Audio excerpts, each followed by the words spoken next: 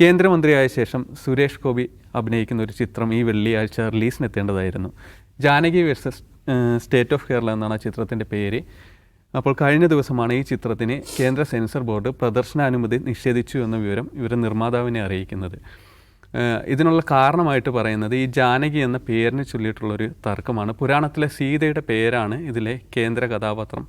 ഈ സിനിമയുടെ പേരും അതിലെ നായികയായ അനുപമ പരമേശ്വരൻ്റെ കഥാപാത്രത്തിൻ്റെ പേരും ഈ ജാനകി തന്നെയാണ്. ഈ ജാനകി എന്ന പേര് ഒഴിവാക്കണം എന്നുള്ളതാണ് പുറത്തു വരുന്ന റിപ്പോർട്ടുകൾ ഇതിനെക്കുറിച്ചിട്ട്.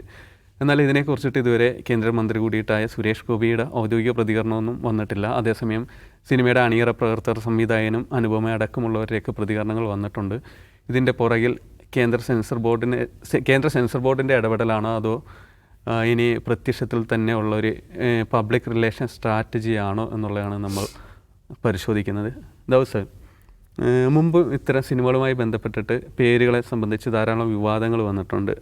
സെക്സി ദുർഗ എന്നുള്ളൊരു സനൽകുമാർ ശിശിറിൻ്റെ പടമാകട്ടെ, മറ്റൊന്ന് വിനയൻ സംവിധാനം ചെയ്തത് രാക്ഷസ രാമൻ എന്നുള്ള പേരിനെതിരെ വന്നിട്ടത് രാക്ഷസ രാജാവ് എന്നാക്കിയിരുന്നു. അങ്ങനെയൊക്കെ ഈ പടത്തിൽ കേന്ദ്ര സെൻസർ ബോർഡിൻ്റെ തന്നെയുള്ള ഇടപെടലുണ്ടായെന്നാണ് പുറത്തു വരുന്ന റിപ്പോർട്ടുകൾ.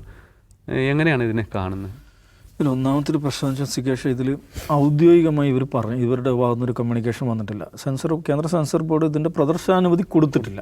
അത്രയാണ് ഉണ്ടായിട്ടുള്ളത്. അപ്പോൾ എന്താ കൊടുക്കാതെ? അവർക്ക് കിട്ടേണ്ട സമയമായി, എന്താ കിട്ടാത്തത്? അപ്പോൾ വാട്സപ്പിൽ അറിയിച്ചു എന്നാണ് പറയുന്നത്. എന്താണ് ഇങ്ങനൊരു പ്രശ്നമുണ്ട്. ജാനകി എന്ന് പറയുന്നത് സീതയുടെ പേരാണ്.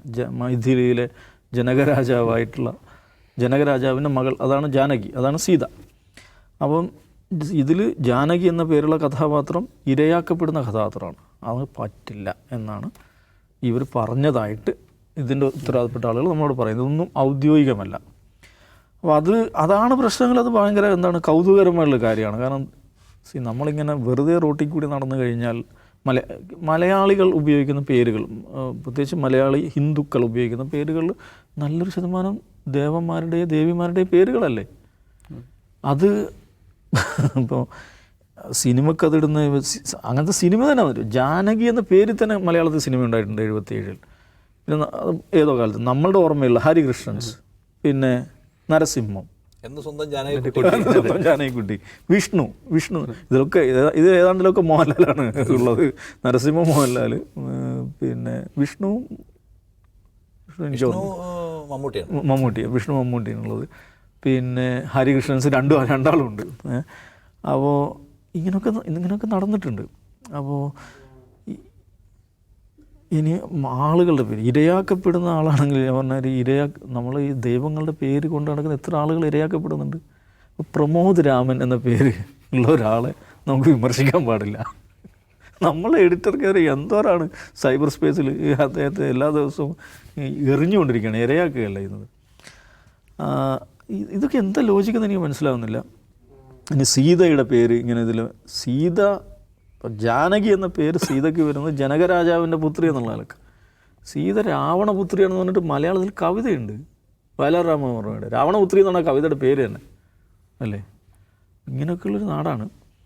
അവിടെ ഇതൊരു അതിവിചിത്രമായിട്ടൊരു ന്യായമായിട്ടാണ് തോന്നുന്നത്. അതുകൊണ്ട് തന്നെയാണ് ഇത് അവിശ്വസനീയമായിട്ട് തോന്നുന്നത്. ഇത് പറഞ്ഞാൽ ഇത് നമ്മളെ പ്ലിങ്ങാക്കുക, നമ്മളൊക്കെ ഇത് ഡിസ്കസ് ചെയ്യുമ്പോൾ വലിയ വാർത്തയാവും. നമ്മളെ പ്ലിങ്ങാക്കി ഒരു പ്രചാരണം ഉണ്ടാക്കി ഒരു മാർക്കറ്റിംഗ് തന്ത്രമാണോ എന്ന് മനുഷ്യന്മാർ സംശയിച്ചാൽ അതിനെ കുറ്റം പറയാൻ പറ്റില്ല. കാര്യങ്ങൾ തെളിഞ്ഞു വരട്ടെ എന്നാണ്. നിഷാദ്, ഈ സിനിമയുടെ അണിയറ പ്രവർത്തകർ പറഞ്ഞൊരു കാര്യം, ഇവരെ ഔദ്യോഗികമായിട്ട് ഇത് അറിയിച്ചിട്ടില്ല. അപ്പോൾ ഇതിനെതിരെ കോടതിയെ സമീപിക്കുമെന്ന് കൂടിയിട്ട് ഇന്നവർ പറഞ്ഞിട്ടുണ്ട്. നമുക്കിതിലൊരു വിചിത്രമായിട്ട് തോന്നാവുന്ന ഒരു കേന്ദ്രമന്ത്രിയുടെ അല്ലെങ്കിൽ ഇത്തരം റൈറ്റ് വിങ്ങിൻ്റെ ആശയങ്ങൾ പിന്തുടരുന്ന ഒരു മന്ത്രിയുടെ പടം തന്നെ വിവാദത്തിലാകും എന്ന് വരികയും അതിനെതിരെ ഇതുവരെ അദ്ദേഹം യാതൊരു പ്രതികരണം നടത്തിയിട്ടില്ല. അതേസമയം FFK ആകട്ടെ, ബാക്കി പ്രൊഡ്യൂസേഴ്സ് അസോസിയേഷൻ ആകട്ടെ, ഇവരൊക്കെ പിന്തുണ പ്രഖ്യാപിച്ച് മുന്നോട്ട് വരികയും ചെയ്യുക. DFI പോലും പിന്തുണ പ്രഖ്യാപിച്ച് മുന്നോട്ട് വന്ന് ഈ പുതിയ കാലത്ത് പലതരത്തിലുള്ള PR സ്ട്രാറ്റജികൾ വർക്ക് ചെയ്യുന്നൊരു ഘട്ടം കൂടിയിട്ടാണ്. അപ്പോൾ എങ്ങനെയാണ് കാണുന്നത്? അല്ല, പൂർണ്ണമായിട്ട് സംശയിക്കണം. ഒന്നാമത് ഈ പണി മുഴുവെടുക്കുന്ന സംഘപരിവാർ ആയതുകൊണ്ട് എന്താണ് ഉദ്ദേശിക്കുന്നത് നമുക്ക് സംശയമാണ്. രണ്ടാമത് കേന്ദ്രമന്ത്രിയുടെ, പ്രത്യേകിച്ച് കേരളത്തിൽ നിന്നുള്ള ഒരു MP, കേരളത്തിലെ ഏറ്റവും ശക്തനായ BJP നേതാവ്, അദ്ദേഹം നായകനായി അഭിനയിച്ച ഒരു സിനിമയെ സാമ്പത്തികമായി പ്രയാസപ്പെടുത്താൻ കേന്ദ്ര സർക്കാർ തന്നെ ശ്രമിക്കുന്നു എന്ന് പറഞ്ഞാൽ അത്ഭുതമാണ്. ഇനിയിപ്പോൾ ഈ സില്ലി റീസൺ ആണല്ലോ, വേറെ സീരിയസ് ആയിട്ടുള്ള ഇന്ത്യയിലെ നിയമങ്ങളെ മറികടക്കുന്ന പ്രശ്നമൊന്നുമല്ല. അപ്പോൾ ഇത് തടഞ്ഞു വെച്ചാൽ സുരേഷ് ഗോപിക്ക് ഒറ്റ ഫോൺ കോൾ മാത്രം മതി ഈ തടസ്സം നീക്കാൻ. കാരണം സെൻസർ ബോർഡ് അത്ര സീരിയസ് ആയിട്ട് ഇന്ത്യയെ പ്രവർത്തിക്കുന്ന സാധനമൊന്നുമല്ല. ഇപ്പോൾ എന്താണോ അവർക്ക് ആവശ്യമുള്ളത് ആ പണി എടുക്കുക. ഇപ്പോൾ അല്ലെങ്കിൽ ഇന്ത്യയിൽ കമ്മ്യൂണൽ ഹേറ്റ് ഉണ്ടാക്കുന്ന, പരസ്പര സംഘർഷങ്ങൾ ഉണ്ടാക്കുന്ന കണ്ടന്റ് ഏതെല്ലാം സിനിമയിൽ വരുന്നു. ഏറ്റവും അവസാനം പറഞ്ഞ ചാവ ഭയങ്കര കമ്മ്യൂണൽ ഹേറ്റ് ഉണ്ടാക്കുന്ന സിനിമയാണ്. ആ സിനിമയ്ക്ക് പുല്ലുപോലെ പെർമിഷൻ കൊടുത്ത ഒരു ഏർപ്പാടാണ് സെൻസർ ബോർഡ്. വിനോദനികുതി ഇളവ് കൊടുത്തു. അതാണ് അങ്ങനത്തെ കമ്മ്യൂണൽ ഹേറ്റ് സിനിമകൾ തെരഞ്ഞെടുപ്പ് കാലത്താണ് പ്രത്യേക ഇളവുകൾ കൊടുത്ത് സംസ്ഥാനങ്ങൾ പ്രദർശിപ്പിക്കുകയും ചെയ്യും. അപ്പോൾ അത്തരമൊരു സിനിമയെ അത്തരമൊരു സെൻസർ ബോർഡ് എന്ന് വെച്ചാൽ അത്രയും ലൂസാണ്. അവർക്ക് ഇഷ്ടമുള്ള കാര്യങ്ങൾ ചെയ്യാൻ വേണ്ടി അവരാളുകളെ നിയോഗിച്ചിരിക്കുന്നത്. ഇപ്പോൾ കഴിഞ്ഞ ദിവസം ഒരു വലത് നിരീക്ഷകൻ നമുക്ക് ചർച്ചയിലൊക്കെ വരും, അദ്ദേഹം എഴുതിയേക്കുന്ന കണ്ടു, ആരെങ്കിലും പിടിച്ച് നിയമിക്കുകയാണ്, അവർക്ക് സിനിമയായിട്ട് അതൊരു ബന്ധം പോലില്ല, അവരുടെ താല്പര്യങ്ങൾക്ക് വേണ്ടിയാണ്. അത്രയേ ഉള്ളൂ, അതിൻ്റെ പ്രാധാന്യവും ഇമ്പോർട്ടൻസും അത്രയേ ഉള്ളൂ. അപ്പോൾ അതുകൊണ്ടൊരു ഫോൺ കോളിൽ അദ്ദേഹത്തിന് അവസാനിപ്പിക്കാൻ കഴിയാവുന്ന ഈ ക്രൈസിസ് ഇങ്ങനെ മൂപ്പിച്ചുകൊണ്ട് വരുന്നത് എന്തിനാണെന്ന് സ്വാഭാവികമായ സംശയം തോന്നും. ഒരു PR സ്ട്രാറ്റജിയാണോ? ഇങ്ങനെ ഒരു സിനിമ വരുന്നു, ആ സിനിമയെക്കുറിച്ച് ഇപ്പോൾ ഒരു ഡിസ്കഷൻ ആയല്ലോ, ഇങ്ങനെ അത് തടസ്സപ്പെടുന്നു. പല സിനിമകളെക്കുറിച്ചും കേട്ടിട്ടുണ്ട്, സിനിമയുടെ കഥകളെ ചൊല്ലി, മോഷണത്തെ ചൊല്ലിയുള്ള പരാതികൾ, കോടതികൾ, അതിലൊരു വിസിബിലിറ്റി കൂടും. അതാണോ എന്ന സംശയത്തെ മുൻനിർത്തിക്കൊണ്ട് മാത്രമേ ഇതിൽ അഭിപ്രായം പറയാൻ കഴിയൂ. കാരണം സംഘ് പരിവാറിന് അങ്ങനെ ഒരു നൈതികതാ പ്രശ്നമൊന്നുമില്ല, അവർ ഫോൺ കോളിൽ തീർക്കാവുന്നേ ഉള്ളൂ.